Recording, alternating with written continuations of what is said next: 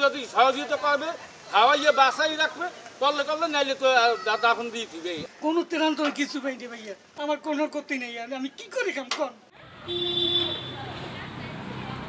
ঘূর্ণিঝড় রেমালে কতটা বিধ্বংসী ছিল এখন তা দৃশ্যমান। উপকূলীয় এলাকার বহু মানুষ দেশেহারা।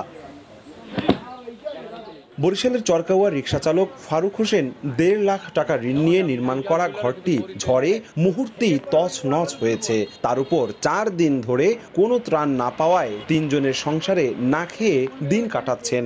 কোনো ত্রাণ তো কিছু পাইনি ভাইয়া, আমার কোনো ক্ষতি নেই, আমি কি করি কাম কর। আত্মীয় কেউ আইয়ে দাঁড়িয়ে তো কেউ দেয় নাই। মেম্বার চেয়ারম্যান আমাকে চিনে না, তারা কিছু দেয় না। বরিশালের বিভিন্ন জায়গায় ১৫,০০০-এরও বেশি গাছপালা উপড়ে পড়েছে, ৭,০০০ ঘরবাড়ি বিধ্বস্ত হয়েছে, ক্ষতিগ্রস্ত হয়েছে ৩,৯১০ হেক্টর ফসলি জমি ও ১৮১ হেক্টর মাছের ঘের। এত ক্ষয়ক্ষতির পরও ভুক্তভোগীদের অভিযোগ, ত্রাণ তো দূরের কথা, জনপ্রতিনিধিরা খোঁজ নিতে পর্যন্ত আসেননি।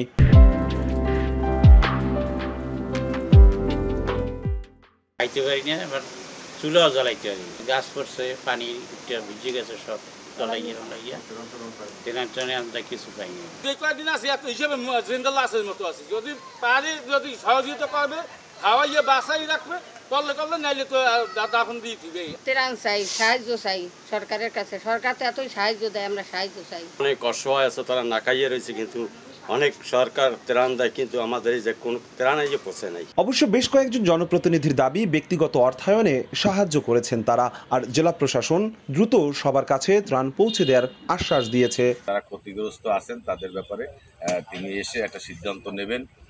এখানে এই অনুসারীরা যারা আছেন, সরকারি কর্মকর্তা যারা আছেন, তারাও চেষ্টা করতেছেন। দুস্থ জনগোষ্ঠী যারা এখনো আসলে যাদের প্রভাবটা রয়ে গেছে তাদের মধ্যে, এদের মধ্যে ত্রাণ বিতরণ করা হচ্ছে এবং আমরা খবর পাওয়া মাত্র ১ মিনিটও বসে থাকছি না, সেখানে যেয়ে ত্রাণ বিতরণ করার চেষ্টা করছি। ঘূর্ণিঝড় রেমালে বরিশাল বিভাগে ১০ জনের মৃত্যু হয়েছে। এর মধ্যে বরিশাল, ভোলা, পটুয়াখালীতে ৩ জন করে, আর ঝালকাঠিতে ১ জন।